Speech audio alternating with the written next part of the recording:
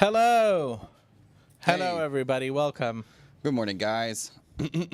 Yeah. Scotty D is asking about perks of working for the Thaiger, like if when we go out in town. Yeah. People just roll out the red carpet for us. Do they? Not really. No. I don't know. Do you like? Allegedly. Is that your treatment? That's not usually mine. But yeah, they're like, hey, Dude, we're like, we're like, I'd like to think that, people know us. And yeah, some of them do. People are very kind. But I think we're at best like, who is that guy? Yeah, it happens a lot. I've seen that guy before. You know Who what I is am? he? You know what I am? That's the level we're at. I'm not the Thaiger guy anymore. I'm the Karzuno guy. Like that's what I am. Like everybody sees that advertisement over and over and over Dude, again. Karzuno really used that. They are video using the for hell out of it. everything. Yeah. You're the Karzuno guy. I am the Karzuno guy. You work for Karzuno. Apparently. Yeah. One little You shoot. sell cars for a living. Yeah. They're going to call you for cars. People are like, I've been DM'd, like, hey, how do I get this car? how do I get go the to Mazda 3? Karzuno.com. I thought Yep. you saw it in the ad. All right. Ladies and gentlemen, welcome. So we're just waiting for some more people to join us. But the usual gang is here. Members and viewers, welcome. Now, just before we start the live, you might have noticed I've got a little something on my face. And by that, I mean I am sporting a moustache. What do you think about the stash, bro? It's coming in. It's getting there. It's getting there. You got to shave back the shadow a little bit more, make it more prominent. I did. I tried. Yeah, I'm going to have to properly shave it, aren't I? yeah. It's a lot of effort, man. Well, you still got a couple of days. I'll do it right? for Sunday. Okay, Yeah. you know what? I'll do it for tomorrow for the people. But yeah, ladies and gentlemen, you might be wondering, why do I have a moustache? But that's because, I think I've told you a little bit before, but on Sunday, I will be going to the Men's Health, the Distinguished Gentleman's Ride. And yeah. I'm doing a fundraiser. Congratulations. Yeah, That's that'll right. be good. What's the fundraiser for? So on Sunday, 19th of May, I'm riding in the Distinguished Gentleman's Ride with women and men all across the globe. So there's about 3,000 people in Bangkok, but there's hundreds of thousands of people all around the world. It's for raising funds and awareness for prostate cancer and men's mental health on behalf of Movember. So men actually die on average 6 years earlier than women, and for largely preventable reasons. And the number of men that are suffering is growing, and yeah, we need to do something about it. So before I press my tweed and polish my boots and get my moustache ready, I'm asking you to join me in raising funds and awareness. I have a link in the description below. So this is my personal rider profile. I drive a Triumph Bonneville T100, and I'm going to be going around with about 2,000 riders all across Bangkok for I think it's a 70-kilometer ride. Wow, nice. Nothing crazy, but around one and a half hour. What's the route? It starts from Triumph Paramha all the way to Davin Cafe. Yeah. Sounds lovely. Yeah, so ladies and gentlemen, if you have a couple of dollars to spare, please consider sponsoring me. Just consider it's optional. Click the link in the description below. It's gfolk.me/jtiger. That's right, gfolk.me/jtiger. My goal is to raise $1,000. I was planning to do this on Monday, but we just got busy, and I've done it now on Thursday. Yeah. 3 days late. It's a classic GMT moment. Yeah, indeed. A little bit of Thai time. That'll be all right. So yeah, if you can, $1 would do. Yeah. $5 would do if you're feeling generous. Yeah, chuck 'em anything is welcome. a little 10 spot. Yeah, and this goes directly, by the way, to the Distinguished Gentleman's Ride organization for men's health and prostate cancer. So yeah. Anyway, Holla sorry, at I'm your just trying boy. to defend. Yeah. Support your boy. You definitely do. It's a good cause. Like, I love fundraisers, man. I do. We have a charity fundraiser for Myanmar coming up in about a week. I'll be plugging that next week, though. We'll focus on you for today. That's me in the picture, by the way. That's not a fake, dude. That's not a fake. That is. That's my bike. Yeah. Hey, looking good. It's a good shot. Shout out to one Jason Clark for taking amazing, beautiful pictures of my bike. Yeah. He actually helps me out a lot. He makes a lot of clips with me, and I just mooch off his content. Yeah, indeed. I know how that goes. All right. Shall we actually get on with what we're here to do? Yeah. All right. Let's do it. Yeah. Anyways, yeah. Hop to some news. Are we recording? Yeah. No. Let's get to it. Oh yeah. You can get that off in just a second. Tan, you got to put it as a link in the description. You got to put it as a link. There's no link. We'll put it my in friend. the yeah. Oh, refresh. No, I saw the information, but it's not a clickable link for some reason. Oh well. We'll figure it out. I don't know. We'll put it on the actual GMT. That makes sense. Like, this is only he's live. pinned the comment as well. What a star. Thanks, Tan. Lovely, man. All right, let's actually get on with the show. Oh, Ready? Hold on. Wait, no. Hold on. Let me get my prompter ready. okay. This remote is the worst. Okay. All right, cool. We're good. All right, nice. Okay. Yeah. Here we go. Ready, Tan? Here we go. Darlings. 3, 2, 1. Hello! And welcome to Good Morning Thailand. Today we'll be talking about some of the news topics from across the country. I'm Jay. And I'm Alex. And we're going to start with our first story today, which is regarding a CIB raid on a mall seizes uncertified art toys and ignites debate. The Central Investigation Bureau raided a prominent shopping mall in Bang Yai, confiscating numerous art toys lacking Thai industrial standards. The certification I'm talking about. Sparking online debate, vendors questioned the criteria for distinguishing genuine from counterfeit goods, and concerns emerged about the mall's management role in protecting vendors. The raid highlighted the complexities local businesses face in adhering to product certification regulations. Now, Alex, Thailand's known for copy items. Yeah. I think this organization has never heard of MBK Mall. But in general, most of the malls don't have, counterfeit items. They usually have the real ones. Have you ever encountered any counterfeit items in malls? I mean, come on. Like, I don't know. Like, especially coming from Asia in general. Like China. China, of course, is like the king of all of this. The Chinese knockoffs. But yeah, I just feel for the vendors, really, who look. Maybe they don't know that they're getting counterfeit products, and then they're selling them. I mean, they have to know what the prices that they're selling them at. However, it just seems like this is one of those things that's very protectionist to the brands, and Thai people on the street level are a little unaware of what the regulations actually are. And of course, this also hurts consumers. Like, this is a big raid that really disrupted the entire mall too from operating regularly. So I don't know. It seems like one of those situations where they want to finally they can enforce the rules, and there they did. So if you're hawking counterfeit goods, be on the lookout, because it seems like there's a crackdown happening. A quick moment before we move on to the direct story. It looks like we're sliding down. Yeah. Are we? What's happening? Is the camera moving or something? I don't know. Yeah, it is tilted. Jason, can we ask a favor, please? The camera's a bit tilted. We are. You're right. $21 already. Oh, nice. Okay, cool. Thank you. We got donations coming in. Every dollar matters. Yes. Okay. Hold on. Let's see. Is it the table? This needs to be. Pull it on my side. Yep. Okay. That was a fun little technical difficulty. Are we even yet?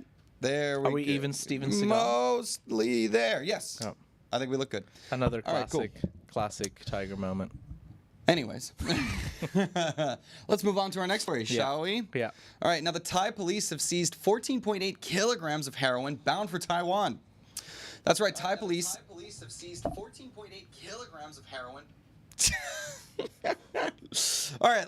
Anyways, the Thai police intercepted 14.8 kilograms of heroin hidden in 2 ice-making machines destined for Taiwan. The operation involved collaboration between Thai and Taiwanese authorities and followed a previous raid in Jakarta linked to drug lord Freddy Pratama. The heroin, valued at 100 million baht in Taiwan, underscores the significant price disparity of narcotics between Thailand and neighboring countries. The ONCB is intensifying efforts to gather evidence and widen the investigation. The Golden Triangle seems to be alive and well. Heroin is still a black market commodity, and it fetches a higher price in other neighboring nations. So the incentive is there. Like, worth over 100 million baht. My God, it's going to probably keep happening. But raids lead to more raids. People flip on each other, and this was intercepted. So, off the streets of Taiwan. Off the streets of Taiwan. Or never hitting the streets of Taiwan, I guess I should say. All right. Well, we're going to move on to our next story, which is regarding a viral video that captures a brawl between Pattaya and Phuket trans women. Here's another one for the viral clips. A video showing a violent clash between trans women from Pattaya and Phuket in Soi Bangla, Phuket, went viral on Thai social media. The altercation occurred in front of the New York bar and involved physical and verbal confrontation. Patong police fined 6 transgender women 1,000 baht each for voluntary physical assault. The incident sparked significant attention and discussion online. Alex, you love a good brawl. Yeah, who doesn't, man? I'm a big fan of combat sports, but licensed and regulated people keep it off the streets. Yeah. It's just, come on, like this doesn't happen. Like it happens too much, guys. Like I don't know. It's one of those things where you would expect some camaraderie. Yeah. In a sort of minority status, that is not the case. That is not the case. Yeah. So you might have got some flashback from a previous story we did a couple of months ago between Filipino and Thai transgenders. And just in case if you were confused, they don't discriminate. They also have civil wars in Patong Phuket. They fight their own, guys. Indeed, and it's a lot of territory wars. A lot Territorial of people, wars. You know how it goes, man. Who are we to judge? Well, what happened? Who started it? Yeah, I don't know. I like the slap on the wrist fine too. Just like, hey, come on, knock it off. Like, Stop it. 1,000 baht. 1,000 baht for like a fight club fight in Bangla. Yeah, it's not, like honestly, they could make more money selling tickets for that stuff. It's a lot of. I mean, look, I frown upon assault and fighting, and I am not for it. I'm against it. But that doesn't hide the fact that it can be very entertaining for some people who are bystanders. Well, that's why I'm saying get this stuff organized, girls. Sell some tickets, make some money off of this How dare you, Alex. altercation. You can still you can still build up the narratives and beef too. It'd be great. Like a pro wrestling league. I love it. All right. Well, anyways, got a weird one coming up next. Now, a Bangkok man finally gets the mental help that he needs after a 2-year feces hurling habit. What? That's right. A man in Bangkok's Ratchada area began receiving mental health treatment after throwing feces at neighbors' houses for over 2 years. Despite evidence from CCTV cameras, the man's parents denied his involvement. Authorities found his room filled with rubbish and human waste, contradicting his parents' claims. He was taken to Somdet Chapraya Institute of Psychiatry for treatment, despite his parents' protests. So the neighbors set up a CCTV camera and finally caught him brown-handed. And then they finally, apprehended him, and he's getting mental health help. That's what I like about this. They're not throwing him in jail, which would probably only exacerbate his problems. But a 2 years poo flinging habit. I'd say that mental health help was long overdue. So better late than never. Hope he gets better. Yeah, hope he does. All right. You good? Yeah, there's no winning in that story. There's many different ways to look at it. Look, I hope this person gets the mental help that they need. Like clearly, a stable person doesn't just throw feces at people's houses every day. I think it has a lot to do with the parents denying that anything's wrong. It's like, guys, did you see the room? Like he hasn't cleaned his room since he was a kid. Like, although there are many opportunities to make fun of this situation or even get angry or make many comments, I think it's when we do talk about stories like this, it's really about a lot of people out there just need help. And I hope the right help is provided to this human being. Yeah, to me, the story is parents denying my son's an angel, blah blah blah. He'd never do anything wrong. That's how we end up with a lot of terrible stories in America. So I think it's important for parents to recognize the signs that their own children need help. Yeah. Sometimes you can't provide it. There's a lot of stories or reality in Thailand is where a lot of families give up on. Their family members who are mentally unstable, and they just kind of like let them roam the streets and stuff. It's common here.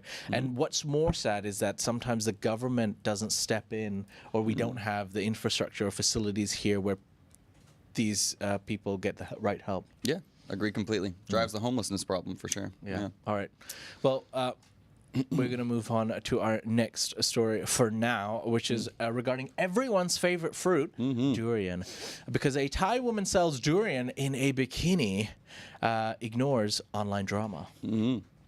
Kun Aranya, a 22-year-old durian vendor known as gained attention for selling durians in a bikini in Kampang Phet, Thailand. Despite controversy over her attire, emphasizes the quality of her durians from Rayong. She continues to sell durians both in person and online while facing scrutiny from her provocative dress, which she insists is a personal preference. Come on. Yeah. That's just marketing 101, people. Like, do what you got to do, lady. like, yeah. That seems like I want your durians. Yeah. I'm not a fan, but I'm just picturing, just holding them up right there. And like, it's an easy marketing tactic. Hey. I don't know. Haters going to hate. People are like, how dare she? I mean, like, come on. Everybody's, if you could, if you would, you would. Yeah, I mean, it does drive that sort of thing, like with the whole Instagram notion of just show a little bit of skin, you get followers and stuff like that. But she's actually trying to sell something. Hey. Like, she's not selling herself, she's selling durians, baby. Yeah. If you're not helping paying her bills and helping to live her life, then what right do you have to comment on how she earns her living? Yeah, we got some fun comments already coming in. I'll have her durian, and I don't even like durian. Yeah. And Damien says, it's hot there. Come on. I'm waiting for when the government comes out and says, we've seen a sudden spike in tourist visits to Kampang Phet. For some reason. Yeah. We can't figure it out. We don't know. I've heard they've got good durians. Indeed. Yeah. I mean, it's going viral, apparently. Hey, Rayong does have really good durians, just saying. All right. All right, well, on to our last story. This could be good news for a lot of expats trying to make a life here in Thailand, because Thailand is unveiling a new 10-year visa to attract top global talent. So Thailand introducing a 10-year visa to attract top-tier professionals to its Eastern Economic Corridor, or EEC. The visa, which allows a 5-year stay with the possibility of extension, targets specialists, executives, professionals, and their families. The government also introduced a personal income tax cap of 17%. Prime Minister Srettha Thavisin directed the Agricultural Ministry to modernize agricultural infrastructure to enhance food production and income for farmers as well. All part of that EEC initiative. Yeah. So it seems like, they're really trying to make a lot of pushes in the tech industry, in the automaking industry. You're going to need foreign talent for a lot of that stuff. A lot of that stuff isn't homegrown Thai intellectual infrastructure. So it's important to bring in experts from around the world. I love the EEC. I know you do. He never shuts up about it. As soon as the camera's off. Yeah. Well, anyways, that's about it for our stories for GMT today. Yeah. We do have our ASEAN News stories coming up next. Okay. Are you keen to get started? Shall we go for it? Yeah, let's do it. Let's hit it. Yeah. All right, ladies and gentlemen, we're going to be doing a few ASEAN stories. Here we go. The Indonesian police raid a major drug lab in Bali villa. Indonesian police raided a drug lab in a Bali villa, arresting 4 individuals. The villa housed labs for producing ecstasy ingredients and growing marijuana. The raid followed a tip from a previous raid in Jakarta linked to drug lord Freddy Pratama. Freddy also, Pratama. Same guy. Yeah. The suspects could face execution under Indonesia's strict drug laws. Indonesia remains a major smuggling hub targeted by international syndicates. That's the same guy from our story earlier. Was he? Yeah. That shocked me for a second. I didn't know that when I was putting them together. Hey. That guy's busy, apparently. Yeah. It's an international syndicate. No, and I have nothing bad to say against him. Right. Good. Better. But seriously, Indonesia takes that stuff so seriously. They do met out the death penalty. It was a big controversy in Australia when some Australian nationals were captured there smuggling, I think it was methamphetamine into the country. Yeah. And they did eventually execute them, despite Australia's protests. It was an international incident. Yeah. So Indonesia takes that stuff so seriously to the point that they will ruin some of their diplomatic relationships over it. So don't mess with that stuff over there. All right, on to our next story. Now, Singapore. There's some big news coming out as Lawrence Wong is sworn in as the new prime minister, the first leadership change in 20 years. Now, Lawrence Wong was inaugurated as Singapore's 4th prime minister, succeeding Lee Hsien Loong. Wong emphasized his commitment to serving Singapore and adapting to global changes. His new cabinet includes Trade and Industry Minister Gan Kim Yong and Deputy Prime Minister Lee Hsien Loong as Senior Minister. Wong rose to prominence during the COVID-19 pandemic and will lead the ruling People's Action Party into the next general election. He is the first prime minister to lead Singapore that was born after the city gained independence. This is one of the keys to Singapore's success, is I think that they have very long tenured sort of philosopher kings, if you want to call them that. Like, I am hesitant. There are democratic institutions within Singapore. Obviously, he's a prime minister. That is a democratic position. But these guys hold office for like 20 years, right? Like, that's a long time. That's not typical. But also, if things are running well and smoothly, there's an argument for, hey, why would we change that? Like, everything's going well. So it is a big move. It is still from the incumbent party. So it's not really a huge shift in sort of policy changes. But yeah, big news. It's the first guy born after they gained their independence. Also, fun fact, did you know Singapore, the only country to gain independence unwillingly? Really? Yeah, they were forced into independence. They did not want to be independent. It's an interesting story. Well, Singapore also the strongest passport in the world. Yeah. They know how to diplomacy for they sure. have visa exemptions to 201 countries. How do you even? Yeah, great. Yeah, so something I can't understand with my passport. A little bit of soul selling there, but yeah, it's okay. All right. All right, we're going to move on to our last story, which takes us to Malaysia. Malaysia is outraged over Meta's removal of posts on Prime Minister's Hamas meeting. Malaysia's communications minister condemned Meta platforms for removing posts by local media about Prime Minister Anwar Ibrahim's meeting with Hamas leader Ismail Haniyeh. Malaysia, a supporter of the Palestinian cause, demanded an explanation from Meta. Meta, which designates Hamas as a dangerous organization, has not responded. Last October, Fahmi warned of potential action against social media firms blocking pro-Palestine content. Are they allowed to do that? I mean, so Facebook, their platform, right? It's their platform, right? And but this is the big news this week out of Malaysia, is that the prime minister went to meet directly with Hamas leaders. Which obviously the West 100% just declares Hamas as a terrorist organization. So that's a big controversy to see a major world leader going to meet with the Hamas organization, and they're doubling down. So obviously Meta has been playing this game, trying to like, I mean, there's plenty of pro-Palestine stuff all over Instagram and Facebook, but this being censored, they're calling attention to it. Which you know, I don't know. They could. What it is Facebook's platform, but what Malaysia can do is shut down the platform within Malaysia. So that's a lot of money gone for Facebook. So I don't know. We'll see what the Meta is staying quiet for now, probably silent or smartly, I think. But we'll see how that plays out. Well, ladies and gentlemen, that's it. Those were some of the stories from across Thailand and ASEAN. There are more stories, of course, on thetiger.com and ASEANnow.com, the largest expat Forum.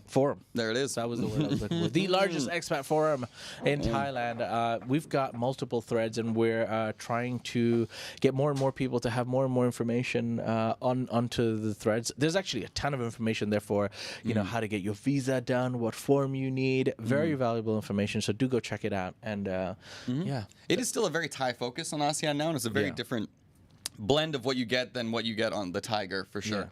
And that's another thing. Now that we have ASEAN, we're trying to expand our scope a little bit and try to include a lot of our neighbors into the information you get. So yeah, it's good stuff. Well, for now, let's